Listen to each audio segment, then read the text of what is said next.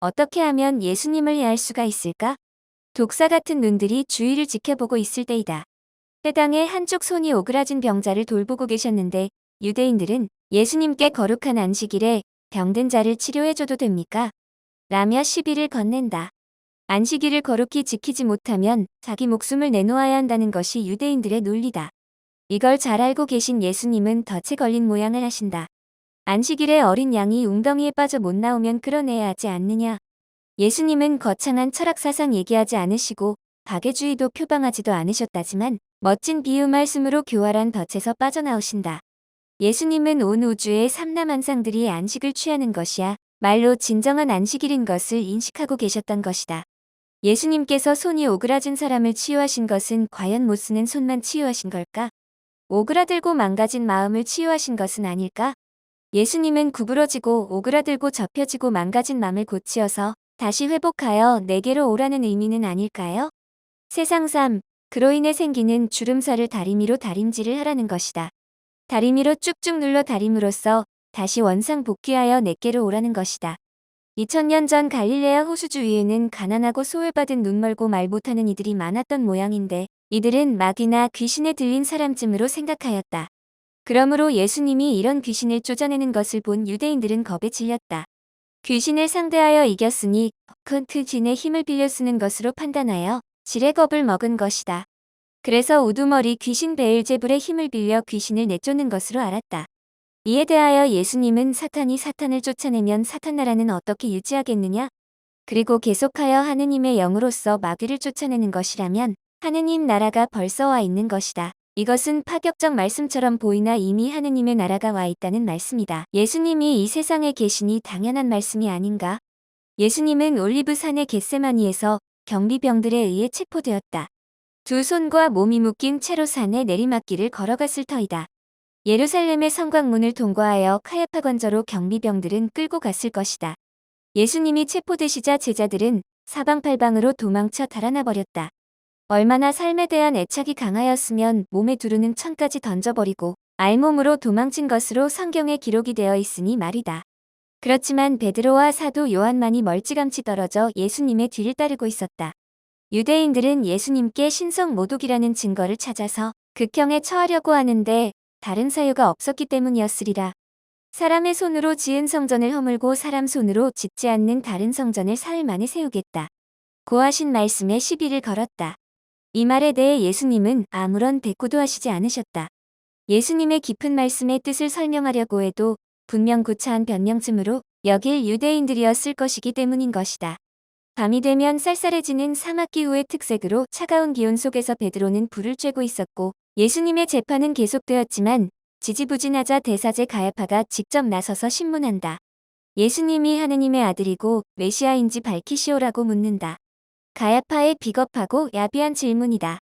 메시아는 유대인들에게는 영원한 구원자이므로 예수라고 답하면 로마 제국의 반역자가 되고 노라고 하면 신성 모독죄가 되기 때문이다. 그때의 유대인들에게는 하느님의 외아들이라면 공중부양을 한다든지 묶인 줄이 풀려나간다든지 굉장한 힘의 징표가 나타나는 걸로 믿고 있었다. 그런데 갈릴리 출신 시골스럽기 짝이 없는 목수의 아들이 어떻게 메시아가 되겠는가? 그토록 기다리던 메시아로는 도저히 믿기지 않았을 것이다. 가야파는 계속해서 예수님이 하느님의 아들인가? 를 묻는다. 이에 예수님은 내가 하느님의 오른편에 앉을 것이고 하늘에 구름을 타고 오는 것을 볼 것이다 라고 답하자 가야파는 이 자가 우리의 하느님을 모독하였으니 이 자는 죽을 죄를 지었다며 신성 모독 죄를 뒤집어 씌운다. 그러면서 자신의 겉옷을 벗어 찢는다.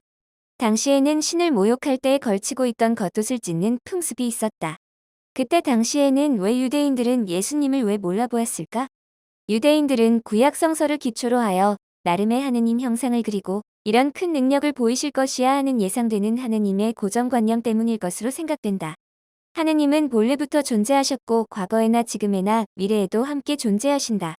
모든 때나 시각은 하느님의 것이고 이들은 하느님께 영원히 종속된 것이다. 신은 눈에는 보이지 않으셔서 인간은 하느님을 자꾸만 만들고 만들어낸다. 만들어낸 우상이 생겨나고 눈에 잘 보이는 신들이 생겨난다. 그럼 왜 예수님은 손으로 축조하지 않는 성전을 사흘 만에 세우겠다고 하신 걸까? 우리는 신을 만나는 장소를 꼭 묻고 멋있게 지은 성전에서만 가능한 걸까? 예수님이 지칭하시는 성전은 하느님과 만남의 장소이다. 그래서 예수님은 성전을 짓는데 사흘도 긴 시간인 것이다. 신을 대면하는 성전은 그리 화려하지 않아도 괜찮을 것이다. 아니, 화려함보다는 신과 대면하는 장소이면 그만이다. 화려함이 없이 순수하고 아름다움과 웅장함이 없이 거만하게 크지 않아도 되는 신과 기도하는 성전이면 된다. 우리는 자꾸만 더 웅장하게 더 높게 더 멋지게 지으려고 하지 않는가? 거창한 성전을 지어 예수님의 생각에서 이탈하는 자들께 신성모독이라는 죄를 씌워야 하지 않을까요? 사실 성전이 작거나 웅장하지 않다고 질타하시는 말씀은 하지 않으셨는데 알아서 거창하게 만들려고 하지 않았는지 살펴보아야 합니다. 예수님이 관저 안에서 매질과 폭행을 당하고 계실 때 베드로는 밖에서 슬픔에 빠져 흐느껴 울고 있었다. 우리들도 진정 이런 베드로의 슬픔을 갖고 있지 않을까? 나는 예수님을 알지 못하오? 이렇게 모른다고 얘기하다가 닭 물음이 3번씩이나 듣게 되지 않을까? 그래서 천주교의 핵심은 죄를 회개합니다. 죄를 짓고서는 하느님 나라로 들어갈 수는 없다.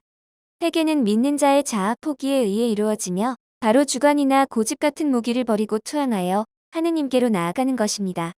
그러나 사람들은 이런 무장해제 후에도 무장을 다시 하곤 합니다. 내 마음속에 총칼을 숨기고 성당을 다니는 데서 문제가 발생한다. 하느님께 생포됨은 진짜로 나의 전체로 내어주는 것이다. 예수님의 유언에서도 내 견해와 주관은 완전히 배제한 아버지 손에 내 영혼을 맡기나이다. 입니다. 신부님의 강론을 듣고 오늘 은총을 많이 받았다고 얘기들 하는데 이런 은총은 나와는 별 관계가 없는 것으로 예수님께로부터 영적 선물을 받은 것이다. 라고 마음으로만 알고 그냥 곳간에다 조용히 묻어두면서 재물처럼 쌓고 또 쌓으면 되는 것이다. 기도드리는 사람들은 늘 자기 자신의 죄를 찾아야만 내일의 유다가 됨을 방지할 수가 있습니다. 주님께 진실한 마음으로 회개하면 죄는 바로 그 자리에서 하얗고 깨끗해질 것이다. 원래 십자가는 내 자신의 죄가 사함을 받는 회개의 장소입니다. 예수님만 십자가 위에서 돌아가시는 곳이 아니라 천주교 교인이라면 함께 같이 죽어야 하는 곳입니다. 천주교에서 가장 큰 적은 이슬람교인도 불교 신자도 기독교인도 아닌 바로 자기 자신입니다. 인간은 하느님을 사랑하지 않고 자아만을 사랑하기 때문이죠. 예수님이 십자가 위에서 돌아가셨기에 우리도 가톨릭 교인이라면 그 위에서 같이 매달려 죽어야 하지 않을까요? 십자가 위에서 자아를 매일같이 죽이는 시간들이 필요한 때인 것입니다.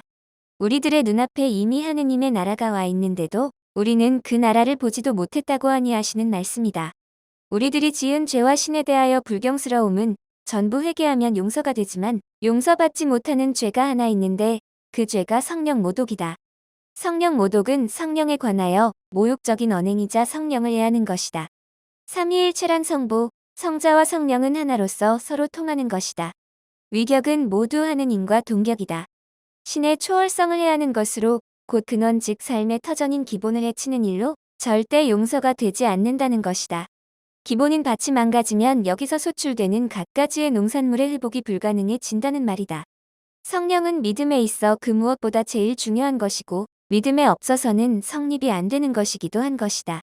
마테오 12/32에서 성령을 거스르는 자는 현세이든 내세이든 용서치 못한다. 는 말씀은 3차원의 공간을 초월하여 서로 소통하는 우주의 이치인 것이다. 우리 맘속에서 경작하는 밭의 의미인 성령은 그 속에 깃든 신의 초월성은 무엇과도 바꿀 수가 없는 것이다. 말틴 루터의 진리의 근원은 성경에서 도래한다. 는 말이 있으나 성경과 성령에 의해 기록되었으므로 우리가 가야 할 최종 목적지가 성령이라는 것이죠. 참된 권위는 성경이 아니고 하느님께서 인간에게 주신 맘속에 비친 성령이라는 것이죠. 하지만 개신교 목사님들은 자, 성령을 받아라 라며 자기가 성령을 주는 사람임을 자청하니 참 한심한 일인 것이다.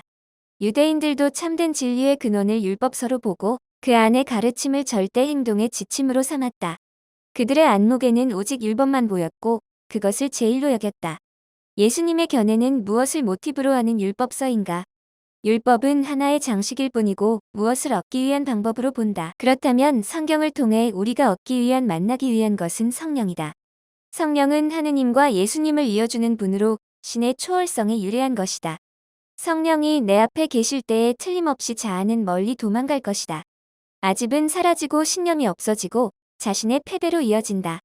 자아가 사라지면 폐허만이 남은 곳에 비로소 성령과 함께하는 통로의 길이 이어진다. 그러므로 그리스도교 영성의 중심은 다름 아닌 자아의 무조건적인 행복이다. 밭을 갈아 경작을 하려면 소의 어깨에 멍에가 씌워져야 한다. 우리 맘속에 있는 밭은 자기 아집이나 집착의 잣대로 말미암아 밭갈이를 하기에 너무 딱딱해져 있을 수도 있다. 마테오 11/28 나의 멍에를 메고서 나한테 배워라. 내 멍에는 편안하고 내 짐은 가벼워진다. 예수님 말씀에는 원리와 이치가 녹아서 우리 마음속의 밭을 갈아엎습니다. 우리들의 신념, 아집, 집착이 사라진 자리에 편안한 안식이 찾아온다. 그래서 요한복음 8/31에 말 안에 머무르면 진리가 자유롭게 할 것이다.